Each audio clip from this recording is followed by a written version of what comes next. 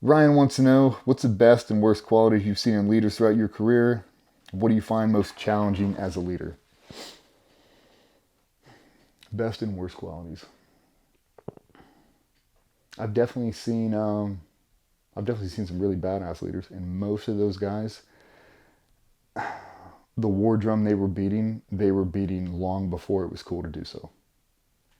Like the guys who really focus on mindset and being accountable for the noise you create, and just how your individual shooter skills pertain to the rest of the team. How your individual job can make or break this entire thing by just how you present yourself. The guys who were thinking that, like very philosophical in nature and the way they approach problems, they've been doing that for a very, very long time, long before it was cool to do it on the internet. In fact, those guys, they set their own pace and they didn't give a shit. They already knew the way. They got shown the way and they just kept pushing that same message. They don't adopt their style based on what's cool and, pop culture, social media. They don't do any of that. Just what they believe is what they believe, and they can back it up by tried and true facts. The other thing they do, and this will go on to my to the worst leaders, I hate, I fucking hate when people have to tell you they're in charge. If I have to remind you that you work for me or that I'm in charge of you, I'm not. I am not.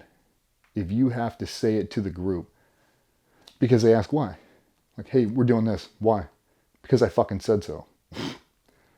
Bro, you've got about two of those in your entire career and then everyone will just leave you. No one wants to be around you. And there are a shit ton of people like that. There are a shit ton of people like that on the fucking internet too. They can't tell you why because they just want you to listen to them. They just want whatever comes out of their mouth to be gospel, and it's not the truth. Everybody in this room, everybody in this team has an equal vote because we're all doing it together. I understand you've been here longer and ultimately you are our mouthpiece. But to dismiss our thoughts, our theories, our concerns, that is not leadership. That is toxicity at its finest. And we don't have time for that. So if you're one of the people that have to remind your subordinates every day that they work for you, you're probably a terrible leader. You probably are. If you're not willing to do the things you're asking them to do, or if you're not already doing them, if you haven't been already doing them, you're already a step behind, dude. You got to believe the stuff you say, and you got to live it, man. That in people that refuse to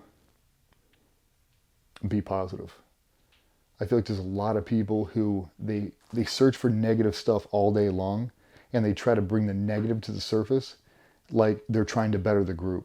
And it's not. What you're doing is eroding confidence in this group. All you do is point out negative shit all day long and not the 55,000 things that have been going amazing. Like that single dude over there has been busting his ass for 40 fucking days to get whatever done. You don't even acknowledge it.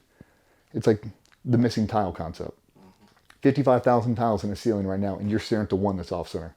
That's all you talk about all day long. You're at the gym and you're talking about it. You're driving home, you're texting about it. Hey man, I'm gonna be honest, dude. Like nobody wants to hear about that tile anymore. That tile's not going to be fixed this year. It's not going to be. When it's time to fix that tile, we will. It's not the time for it. It's not on the top priority list right now.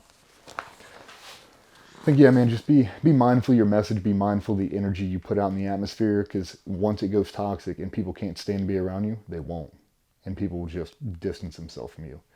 Every time you walk into the room, they'll just get up and leave. Every time you get to say something, it might be the gospel. Like you might be preaching some serious shit, but it's been so negative for so long that people can't even stomach it.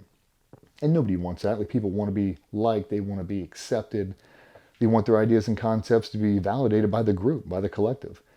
But if you're so nasty and you're so hateful and toxic all the time, people just won't be able to stomach it.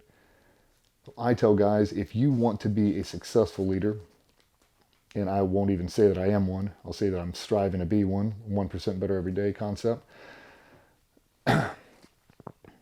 If you try to become the person you wish you were, the guy you wish you would have had when you really needed a leader, and you try to emulate that person, just a better version, a more repeatable version, a more less taxing version, because you see some badass leaders, but it's going to take so much to be that, and you don't even know if it's real.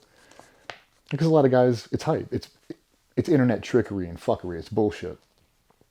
But when you finally meet them, when you meet that dude in real life, you're like, damn, he is really like that.